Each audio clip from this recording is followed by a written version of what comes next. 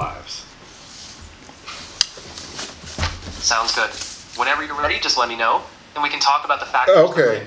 Welcome to the AI Roundtable, and today I am Roddy, your host, and I have Perplexity with me, and I have chatgpt. We're going to talk about the rise of anxiety on the human race, let's say within the last 50 years. Go ahead with your question or topic. I'm ready to help.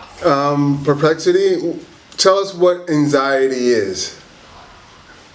Of course. So anxiety is essentially a natural response to stress. It's a feeling of worry, fear, or unease, often about future events. Over time, it can become chronic or overwhelming, especially when it's triggered by constant pressures or changes in society. That's a good summary. Think of anxiety like your body's alarm system. It's meant to alert you to potential threats. But when that alarm stays on too long, it can lead to constant worry, physical tension, and trouble focusing on day-to-day life. Understanding that helps us figure out how to manage it, whether through calming techniques, lifestyle changes, or professional support. But it seems like within the last, let's say 50 years, anxiety has gone up, probably skyrocketed through the roof compared to the 1800s. I'm guessing, I don't know for sure. Yeah, you're absolutely right. There's been a big rise in reported anxiety, especially since the 1970s. Some of that's tied to faster technological change, economic uncertainty, social media, and just a more connected but often more stressful world.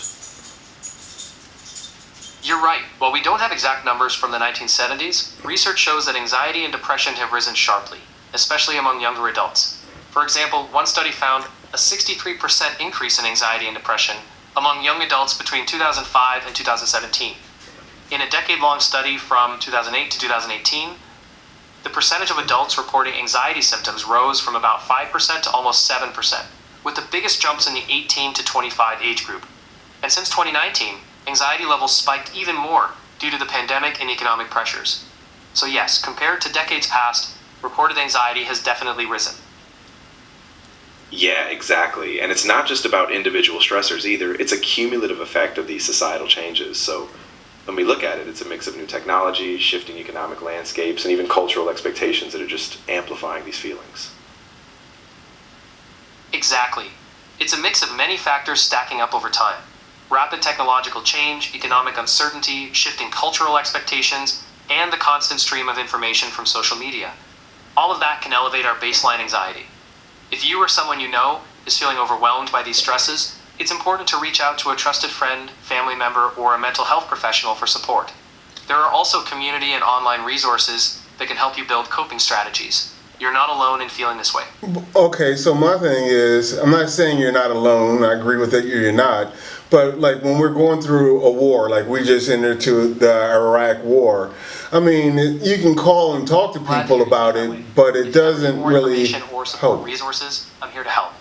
And if things ever Yeah, feel that's so overwhelming, true. I mean, in those kinds of large-scale crises, the external stress can feel all-encompassing. Even if you have support, it can be really hard to process or feel grounded. So it's not just about talking, it's about finding ways to build resilience, even when things feel really out of control. I hear you. It can feel overwhelming. Building resilience often starts with small, manageable steps, like establishing a routine, practicing mindfulness, and limiting exposure to stressful media. Some people find physical activity, creative outlets, or connecting with supportive communities helps them feel more grounded. If it still feels too much, a mental health professional can work with you to tailor strategies that fit your life. You're not alone in feeling this way, and there are tools and people who can help you navigate it. Exactly. And I think just knowing that these small steps can build up over time is really powerful. And it's okay to take it one day at a time. There's no perfect formula, but every effort counts, and you don't have to navigate it alone. Absolutely. Taking things day by day and celebrating small progress can make a huge difference. It's reassuring to know that support is out there whenever you need it.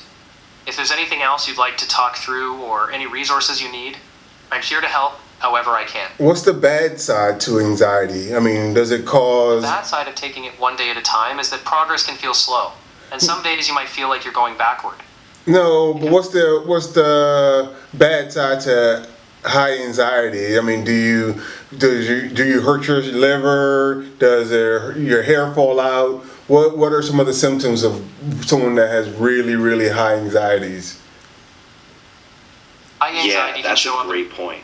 So chronic high anxiety can have a big physical impact. It can lead to headaches, muscle tension, digestive issues, even things like high blood pressure or sleep problems. So when anxiety is really severe and sustained, it can affect both body and your mind, which is why it's so important to get support early.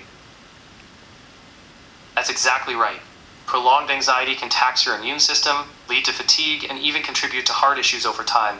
It can also make day-to-day functioning harder, like interfering with work or relationships. The good news is that early support, whether through therapy, lifestyle adjustments, or sometimes medication, can really help manage these symptoms and prevent them from getting worse.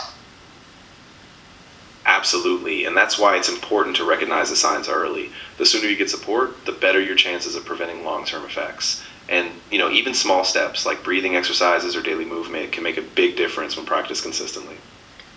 Do you think getting a dog would help? Or a pet, not a dog so much, cat, or...